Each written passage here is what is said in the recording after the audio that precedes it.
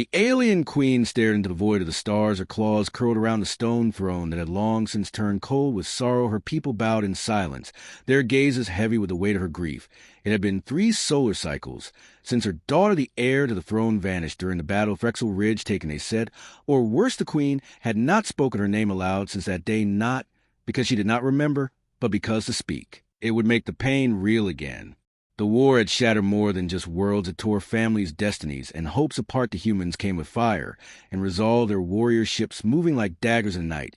And though they fought with honor, many on both sides perished. Still, even amidst the horror, there were stories whispered in the shadows, stories of a human who did not kill, when he was stories of a man who carried something strange within him, compassion. His name was Captain Rowanhale, and while the alien queen had never met him, the rumor spread even to the edges of her mind. He had taken an oath to protect, not to destroy, they said. And when he walked through fire, to pull wounded children from the wreckage, even the sky beasts lowered their wings in silence. But he was a human, and for the queen whose daughter was lost to their war, he was still the enemy.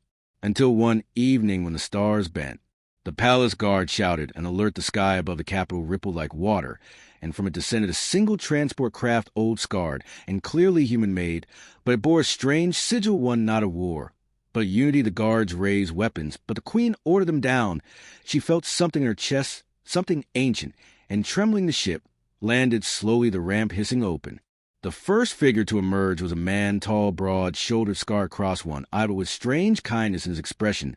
He was clearly exhausted, carrying a deep wound across his ribs, but standing proud. Nonetheless, behind him stepped a figure smaller, lighter, and dressed in ceremonial silver.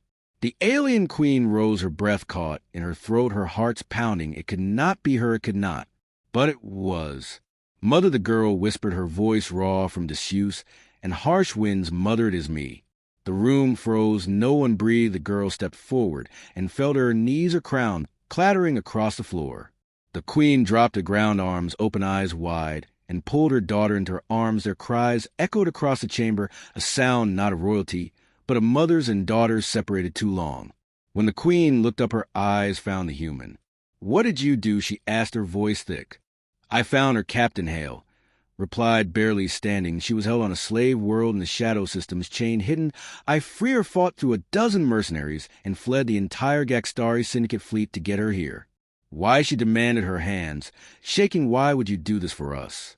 "Because she saved me first," he said. "I was shot down, my crew slaughtered, left to rot. And your daughter hid me, fed me, protected me, even when her captors would have killed her. For we escaped together, I swore. If I made it out, I would return her home." The queen stood her full height, towering above the human. Her advisors hissed in warning, but she raised one hand, silencing them all. "You are the enemy," she said slowly. "You are the race that took her from me." "Yes," Captain Hale said, "but also the one that brought her back." She stared at him for a long time, and then, with a single step, reached forward, placing her clawed hand against his shoulder. "You are no longer enemy," she whispered. "You are warrior, you are protector." Rowan collapsed to his knees, the exhaustion finally overtaking him, and the royal healers rushed forward. The following days passed in fire and gold. The princess recovered from her long captivity slowly but surely, and the palace was filled with celebration songs that had not been sung in years, echoed once more across the halls.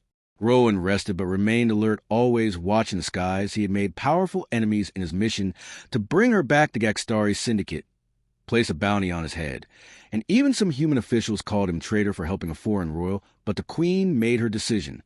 She summoned the Council of Stars, called all surrounding planetary leaders to her throne, and stood beside her daughter in full ceremonial dress. And beside them, Rowan Hale, now clad in royal armor and strange alien cloth, stood tall. "Hear me," she said, "across the galaxy my daughter lives, because of a human, one who risked all to save what was lost. While others burned planets, he mended hearts. While others conquered, he protected. I declare the war over, not just in word, but in truth. No more blood, no more fire. The daughter of the Empire and the warrior of Earth shall walk the same path, and together we will rebuild." 1,000 voices rose in disbelief, but her eyes silenced them.